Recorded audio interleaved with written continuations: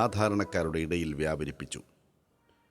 ബഥനി പിതാവ് എന്ന ആശ്രമാംഗങ്ങളും മറ്റുള്ളവരും അദ്ദേഹത്തെ സംബോധന ചെയ്തിരുന്നു. ആബോ ഗീവർഗീസ് എന്ന് പിന്നീട് മെത്രാനായപ്പോൾ അദ്ദേഹം അറിയപ്പെട്ടു. 1925 മെയ് 1 നിരണം പള്ളിയിൽ വെച്ച് MA അച്ഛൻ മെത്രാഭിഷേകം സ്വീകരിച്ചു. ഈ മെത്രാഭിഷേക മഹായോഗത്തിൽ മാർ ഇവാനിയോസ് പിതാവ് ഇപ്രകാരം പറഞ്ഞു: നാം ദ്വന്ദ്വയുദ്ധങ്ങൾ നടത്തി ദൈവനിന്ദയ്ക്ക് പാത്രമാകരുത്. വളർച്ചയും ആത്മീയ സ്വച്ഛതയും ഉണ്ടാകണമെങ്കിൽ നാം നമ്മുടെ മാതൃസഭയുമായി പുനരൈക്യപ്പെടണം. ഈ വാക്കുകൾ ഓർത്തഡോക്സ് സഭാ നേതൃത്വം ചെവിക്കൊണ്ടു. തുടർന്ന് പരുമലയിൽ വിളിച്ചു ചേർത്ത പരുമല സുന്നഹദോസിൽ പൂർവ്വസഭയുമായി പുനരൈക്യപ്പെടാനുള്ള സർവ്വകാര്യങ്ങളുടെയും ചുമതലക്കാരനായി ബഥനി മെത്രാനെ തെരഞ്ഞെടുത്തു. അന്നു മുതൽ 4.5 വർഷം റോമുമായി എഴുത്തുകുത്തുകൾ നടത്തപ്പെട്ടു. സത്യസഭയെക്കുറിച്ചുള്ള തിരിച്ചറിവിൽ നിന്ന് കത്തോലിക്ക സഭയുമായി പുനരൈക്യപ്പെടണമെന്നുള്ള ആഗ്രഹം മാർ ഇവാനിയോസിൻ്റെ മനസ്സിൽ അങ്കുരിച്ചു. വട്ടിപ്പണക്കേസ് മെത്രാൻ കക്ഷിക്ക് അനുകൂലമായ സാഹചര്യത്തിൽ സത്യസഭയിലേക്കുള്ള വാതിൽ പുനരൈക്യമാണെന്ന് മനസ്സിലാക്കിയ മാർ ഇവാനിയോസ് മാതൃസഭയിൽ തനിക്ക് കിട്ടാമായിരുന്ന എല്ലാ സ്ഥാനമാനങ്ങളും നിസ്സംഗം പരിത്യജിച്ചു. അങ്ങനെ 1930 സെപ്റ്റംബർ 20 മാർ ഇവാനിയോസിനോടൊപ്പം Mar Theophilos OIC, father John OIC, Alexander ഷമാശൻ, കിളിലേത്ത് ചാക്കോ എന്നിവർ കൊല്ലം ബിഷപ്പായിരുന്ന മരിയ ബെൻസിഗർ പിതാവിൻ്റെ പക്കൽ സത്യപ്രതിജ്ഞ ചെയ്തു. കത്തോലിക്ക സഭയിൽ പുനരൈക്യപ്പെട്ടു. അദ്ദേഹത്തിൻ്റെ മനസ്സിൽ എപ്പോഴും ഒരു വേദന നിറഞ്ഞു നിന്നിരുന്നു. അതിപുരാതനമായ ഈ മലങ്കര അപ്പസ്തോലിക സഭ, മാർത്തോമാ ശ്ലീഹ സ്ഥാപിച്ച ഈ സഭ വ്യവഹാരങ്ങളിൽപ്പെട്ട് അതിൻ്റെ ഊർജഭാവം നഷ്ടപ്പെട്ടു പോകുന്ന ഒരവസ്ഥയിൽ, ദൈവമേ, ഈ ആരാധന കുടുംബത്തോട് കരുണ തോന്നണമേ, എന്ത് ചെയ്യുവാൻ അങ്ങ് ആഗ്രഹിക്കുന്നു എന്ന് പരിശുദ്ധ റൂഹായോട് ആലോചന ചോദിക്കുന്ന മഹർഷിവര്യനായ മാർ ഇവാനിയോസ്, പൂർവ്വ ചരിത്രം ഹൃദയസ്ഥമായിരുന്ന തിരുമേനി, മലങ്കരയിലെ സഭാപിതാക്കന്മാര് കൂനംകുരിശിന് ശേഷം സാർവത്രിക സഭയുമായുള്ള ബന്ധം പുനഃസ്ഥാപിക്കുന്ന നടത്തിയതായ പരിശ്രമങ്ങളൊക്കെയും ഹൃദയത്തിൽ എപ്പോഴും പ്രാർത്ഥനയോടെ കോരിയിട്ടു. 1932 മാർ ഇവാനിയോസ് തിരുമേനി റോം സന്ദർശിച്ച വേളയിൽ അന്നത്തെ മാർപ്പാപ്പയായിരുന്ന 11-ാം പിയൂസ് മലങ്കര ഹൈറാർക്കി സ്ഥാപിക്കുവാനുള്ള അനുവാദം നൽകി.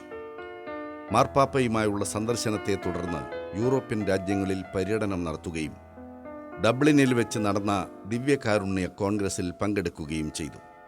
തദവസരത്തിൽ JK ചെസ്റ്റർട്ടൺ, കിങ് ജോർജ് അഞ്ചാമൻ എന്നിവരുമായി സൗഹൃദം സ്ഥാപിക്കുന്നതിനും മാർ ഇവാനിയോസ് പിതാവിന് സാധിച്ചു. മലങ്കരയുടെ പൈതൃക പാരമ്പര്യത്തിനും ആരാധനാക്രമത്തിനും വ്യത്യാസം വരാതെ ക്രിസ്തോ പാസ്തോരും പ്രിൻസിപ്പി എന്ന അപ്പോസ്തലിക ലേഖനത്തിലൂടെ തിരുവനന്തപുരം ആസ്ഥാനമാക്കി 1932 ജൂൺ 11 മലങ്കര കത്തോലിക്ക ഹൈറാർക്കി സ്ഥാപിതമായി. അങ്ങനെ തിരുവനന്തപുരം അതിരൂപതയായും തിരുവല്ല രൂപതയായും ഉയർത്തപ്പെട്ടു. ഒരു ക്രിസ്ത്യാനി പോലും ഇല്ലാതിരുന്ന തലസ്ഥാന നഗരിയിൽ ഏതാണ്ട് 1 നൂറ്റാണ്ട് മുമ്പ് ആ പിതാവ് സഭാ ആസ്ഥാനം ഉറപ്പിച്ചതിൻ്റെ ഫലമായുള്ള പ്രഥമ ഗണനീയത നാം ഇന്ന് ആവോളം ആസ്വദിക്കുകയാണ്. ലോകത്തുള്ള സഭകളിൽ വെച്ച് അതിവേഗം വളരുന്ന സഭയെന്ന് ജോൺ പോൾ 2 മാർപ്പാപ്പ ഈ സഭയുടെ തിരുനെറ്റിയിൽ തൊട്ടുതന്നു.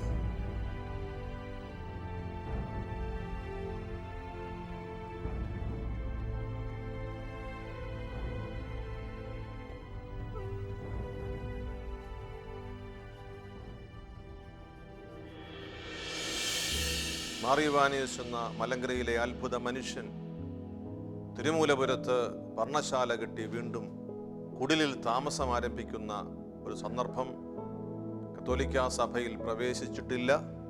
ഓർത്തഡോക്സ് സഭയിൽ നിന്ന് അദ്ദേഹം ഇറങ്ങിക്കഴിഞ്ഞു.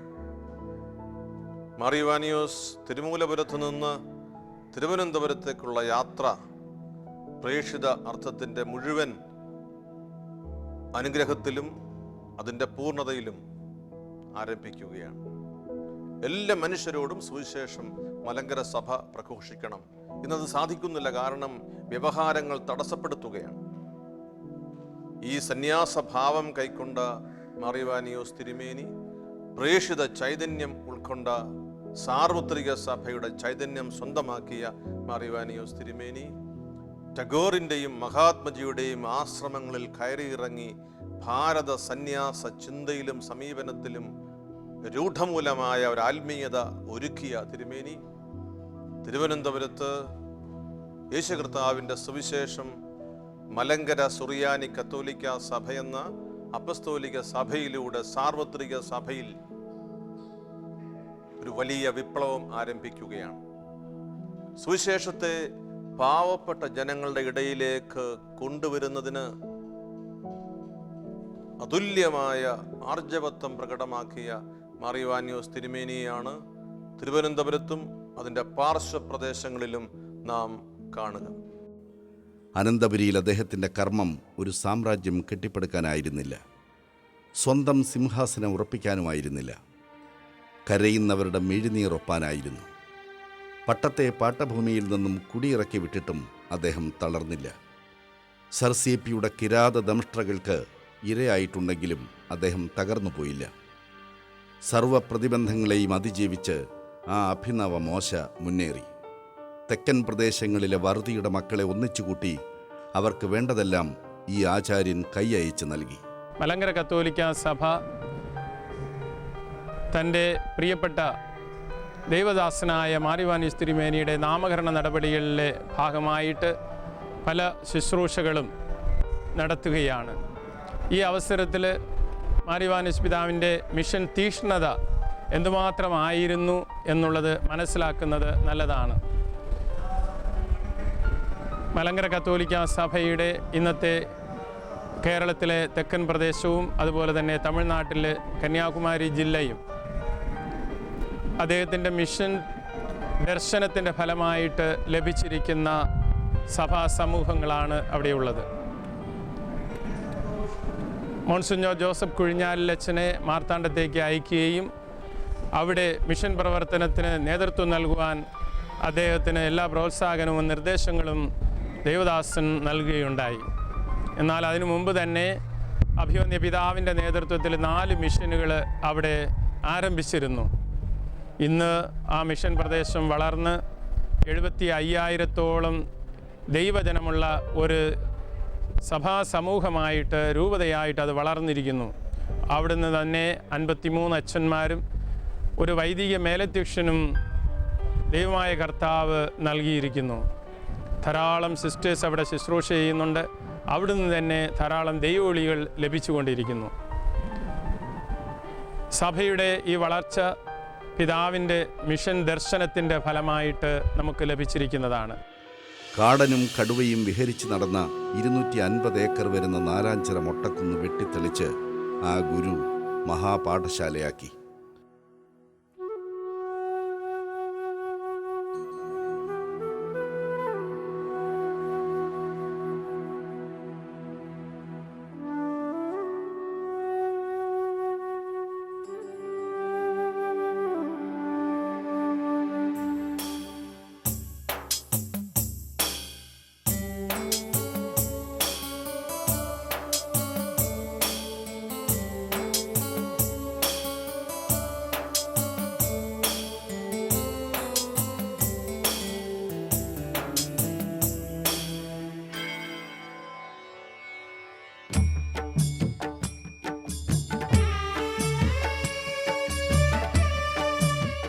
നാടിനും നാട്ടാർക്കും അന്നം വിളമ്പിയും പാർപ്പിടമൊരുക്കിയും അക്ഷീണം അധ്വാനിക്കുമ്പോഴും അദ്ദേഹത്തിൻ്റെ അഭയം മൺകട്ടകൾ അടുക്കി പട്ടത്തു പണിത ഒരു ചെറിയ പുര മാത്രം.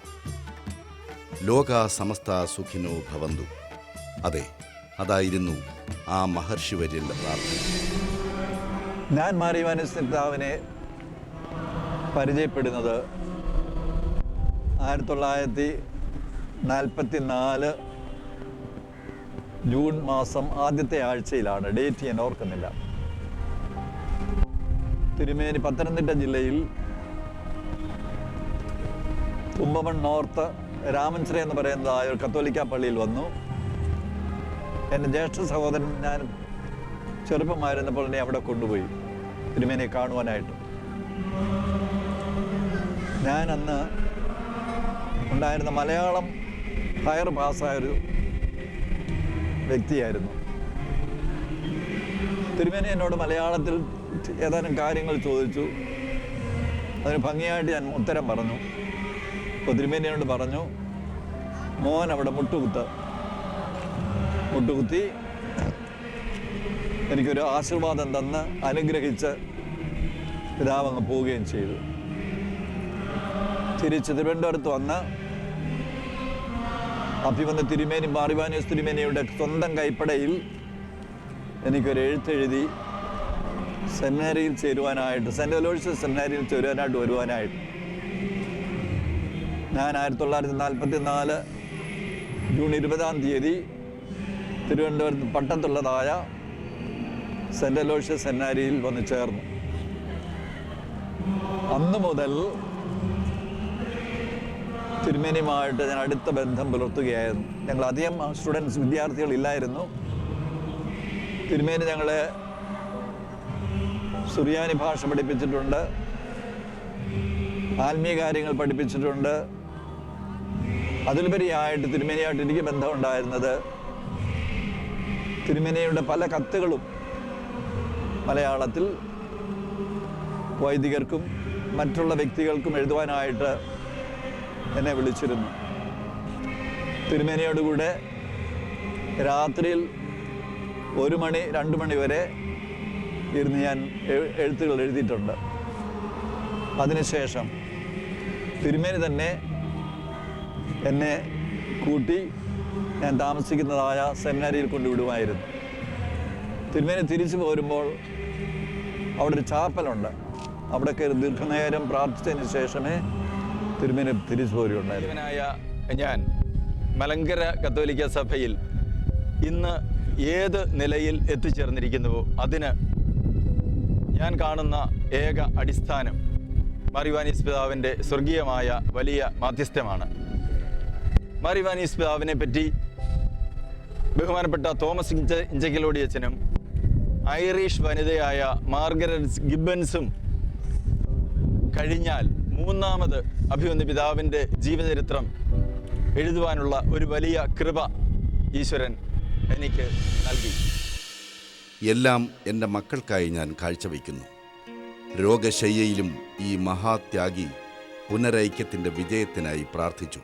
1952 മാറിവാനിയോസ് തിരുമേനി തീർത്തും രോഗശയ്യയിലായി. എങ്കിലും തനിക്കൊരു പിൻഗാമിയെ വാഴിക്കുന്നതിന് ദൈവം സമയം കൊടുത്തു. 1953 ജനുവരി മാസം മാറിവാനിയോസ് കോളേജ് പ്രിൻസിപ്പലായിരുന്ന ഫാദർ ബെനഡിക്റ്റിനെ മാർ ഗ്രിഗോറിയോസ് എന്ന പേരിൽ തിരുവനന്തപുരം അതിരൂപതയുടെ ആർച്ച് ബിഷപ്പായി വാഴിച്ചു.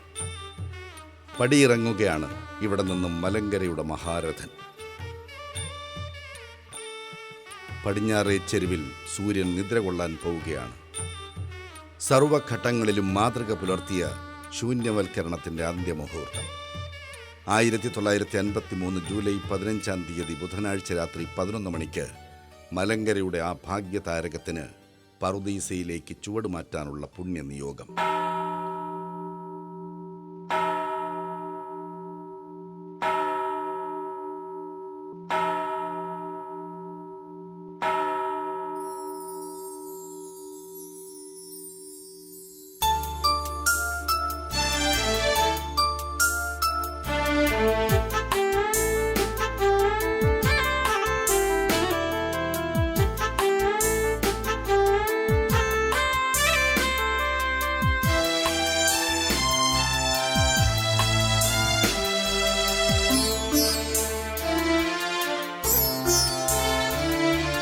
മലങ്കരയുടെ പരിശുദ്ധ പുണ്യപിതാവേ, മലങ്കര മക്കൾ തൻ കാവൽ പിതാവേ, പട്ടത്ത് പള്ളി കൊള്ളും പുണ്യവാനേ, അണയുന്നു ഞങ്ങൾ നിൻ തിരുസവിധേ, നിന്നനുഗ്രഹമീ ദാസരിൽ ചൊരിഞ്ഞിടേണമേ, നിന്നനുഗ്രഹമീ ദാസരിൽ ചൊരിഞ്ഞിടേണമേ.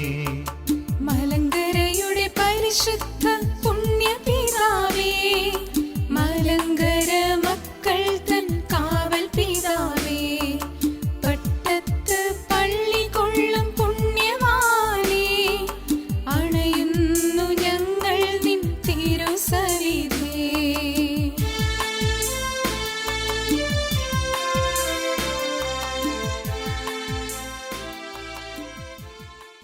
മരണാനന്തരം ഞാൻ സ്വർഗത്തിലെത്തിയ ശേഷം എൻ്റെ അകത്തോലിക്ക സഹോദരങ്ങളുടെ പുനരൈക്യത്തിന് വേണ്ടി നിരന്തരം ദൈവസന്നിധിയിൽ പ്രാർത്ഥിച്ചുകൊണ്ടിരിക്കും. അന്ത്യനിമിഷങ്ങളിൽ തൻ്റെ തൊട്ടടുത്തിരുന്ന സഹായമെത്രാൻ ബെനഡിക്റ്റ് മാർ ഗ്രിഗോറിയോസിനോട് പറഞ്ഞ വാക്കുകളാണിവ.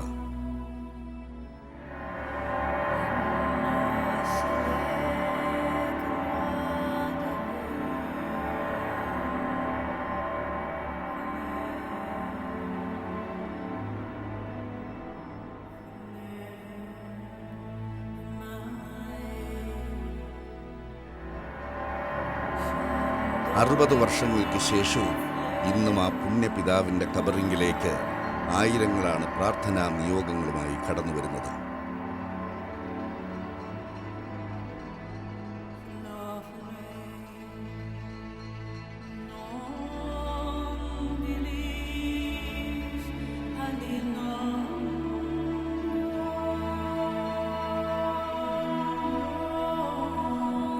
എല്ലാ വർഷവും ജൂലൈ 15-ാം തീയതി തൻ്റെ സഭാമക്കൾ പദയാത്രയായി വിവിധ ദേശങ്ങളിൽ നിന്നും കബറിങ്കൽ വന്ന് പ്രാർത്ഥിക്കുന്നു. പാവപ്പെട്ട മനുഷ്യരോട് യേശുവിൻ്റെ സുവിശേഷത്തെ അറിയിക്കുന്നതിന് മാർ ഇവാനിയോസിനെ നിർബന്ധിച്ച ആത്മീയ കാര്യം എന്താണ്? എല്ലാ ജനപദങ്ങളോടും സുവിശേഷം പ്രഘോഷിക്കപ്പെടേണ്ടിയിരിക്കുന്നു. നിങ്ങൾ ലോകമെങ്ങും പോയി എല്ലാ ജനതകളോടും സുവിശേഷം അറിയിക്കണം.